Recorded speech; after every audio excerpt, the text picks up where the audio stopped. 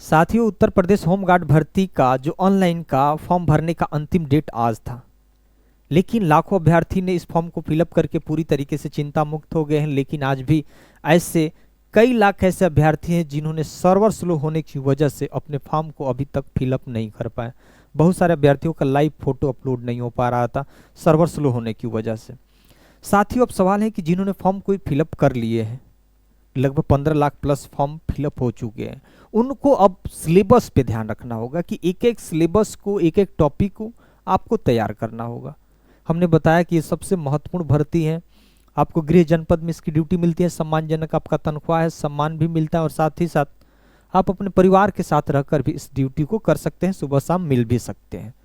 तो सवाल है कि सिलेबस, मेन सिलेबस है कि आपने आप सिलेबस सामने रखिए और एक एक टॉपिक को किताब से, बुक से, यूट्यूब का सहारा लेके या अन्य कोई भी सोर्स के माध्यम से उसको अभी से आप तैयारी में पूरी तरीके से जुट जाइए, क्योंकि हम सिलेबस क्या चर्चा करेंगे और साथ ही साथ इसमें जो आपका सिलेबस है, संपूर्ण जो सिलेबस है जीएस से ही प्रश्न पूछे जाएंगे, यानी सामान्य अध्ययन से ही आपके प्रश्न पूछे जाएंगे। इसमें मैथ, रीजनिंग, हिंदी किसी का भी रोल नहीं है, सिर्फ जीएस पे आधारित है। जीएस को तैयार कर लीजिए और होमगार्ड बनने का सुनहरा अपने नाम कर लीजिए पूरी तरीके से। संपूर्ण सिलेबस क्या चर्चा करेंगे, यहीं से बनेंगे प्रश्न। 100 नंबर, ध्यान दीजिएगा, 100 क्वेश्चन पूछे जाएंगे, ऑब्जेक्टिव 100 क्वेश्चन पूछे जाएंगे। और ध्यान दीजिएगा कितने नंबर का, 100 नंबर का आपका प्रश्न पूछे जाएंगे। और समय कितना होगा, 2 घंटा। समय 2 घंटा आपका होगा। 100 क्वेश्चन, 100 नंबर का समय, 2 घंटा सिर्फ सामान्य अध्ययन। ठीक, अब ध्यान दीजिएगा, जो सिलेबस की मैं बात किया कि कहाँ से प्रश्न बनेंगे, क्योंकि हमने कहा कि जो भी सिलेबस है एक दीवार पे चस्पा कर लीजिए और एक एक टॉपिक को आप पूरी तरीके से तैयार करिए। एक एक टॉपिक को, बहुत बड़ी चीज नहीं है, क्योंकि देखिए अभी से एक एक टॉपिक को तैयार करेंगे तो 5-6 महीने का समय मिल रहा है। 5-6 महीने में इस सिलेबस को कई बार पढ़ लेंगे, कई बार। सामान्य ज्ञान, सबको जनरल बेसिक जो नॉलेज है सामान्य अध्ययन से संबंधित, ये नॉलेज होना चाहिए।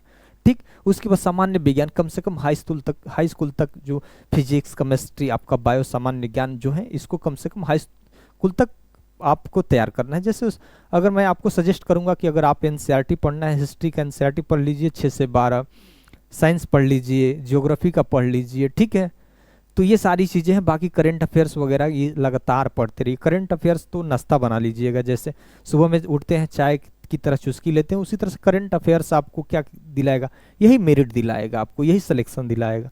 तो करंट अफेयर्स लगातार पढ़ते रहना है। भारत का इतिहास, हिस्ट्री आपको तैयार करना है, पॉलिटी पढ़ना है, भारतीय अर्थव्यवस्था एवं संस्कृति पढ़ना है, भारतीय कृषि से सब प्रश्न पूछे जाएंगे, वाणिज्य एवं व्यापार से प्रश्न पूछे जाएंगे, जनसंख्या से पूछे जाएंगे, पर्यावरण एवं नगरीकरण, भारत का भूगोल, उत्तर प्रदेश के प्राकृतिक संसाधन और उत्तर प्रदेश की शिक्षा संस्कृति, सामाजिक प्रथाओं से संबंध एवं विशिष्ट जानकारी, उत्तर प्रदेश में आयोजित जो भी मेले होंगे, स्थानीय त्यौहार होंगे, खेल से पूछे जाएंगे, जो भी उपलब्धियां होगी, भारत में उत्तर प्रदेश में राजस्व, पुलिस प्रशासन से जो भी नियम कानून होंगे, प्रशासनिक व्यवस्था होंगे, मानवाधिकार से प्रश्न पूछा जाएगा, आंतरिक सुरक्षा से प्रश्न पूछा जाएगा, आतंकवाद से प्रश्न पूछा जाएगा, भारत और उसके जो भी पड़ोसी देश के बीच जो भी रिलेशन है, संबंध है, उससे प्रश्न पूछे जाएंगे, राष्ट्रीय तथा अंतर्राष्ट्रीय महत्व के समसामयिक घटना से प्रश्न पूछे जाएंगे, राष्ट्रीय और अंतर्राष्ट्रीय संगठन जो भी होंगे, देश और वर्ल्ड लेवल पे जो भी अंतर्राष्ट्रीय संगठन होंगे, उनसे प्रश्न पूछे जाएंगे,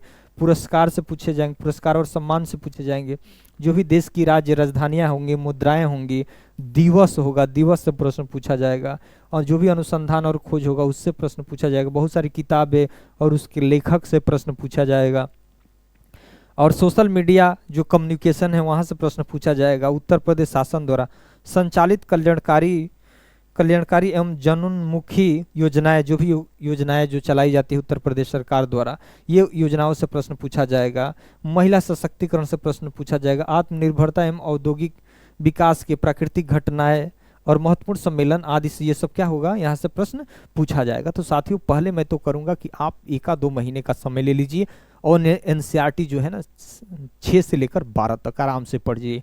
कौन कौन से, भूगोल के एनसीईआरटी पढ़ जाइए कायदे से, पॉलिटी का मतलब संविधान का, आपका राज्य व्यवस्था का पढ़ लीजिए, और उसके बाद आप पढ़ लीजिए इकोनॉमिक्स पढ़ लीजिए। 6 से नहीं वो तो 9 से आती है, 9 से 12 तक आपको पढ़ जाना है, और साइंस पढ़ जाना है। आपका 6 से 12 तक। तो कम से कम अपने को जो जो नींव होता है उन्हें मजबूत कर लीजिए। और करंट अफेयर्स पर डे आप लगातार पढ़ते रहिएगा। करंट अफेयर्स बहुत बच्चे सब कुछ तैयार होने के बाद करंट अफेयर्स में 8-10 ऐसे प्रश्न दे देंगे घुमा के ना कि फिर गड़बड़ हो जाता है, तो मेरिट से आपको वही करंट अफेयर्स बाहर कर देता है।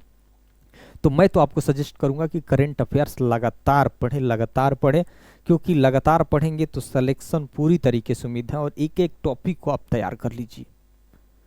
अभी तो आपको क्या करना है, हिस्ट्री, पॉलिटी, ज्योग्राफी, इकोनॉमिक्स और करंट अफेयर्स लगातार इसको पढ़ते जाना है सिस्टमेटिक तरीके से। उसके बाद कौन टॉपिक छूट रहा है, कौन नहीं छूट रहा है, इसको ध्यान में रखकर एक बार उसको समराइज करके पढ़ लीजिएगा कायदे से। अंतिम समय में तो एक आध दो महीना रहेगा तो उस समय इसको कवर कर सकते हैं, लेकिन अभी इसको डिटेल्स में पढ़िए, क्योंकि पेपर बहुत ईजी नहीं होगा।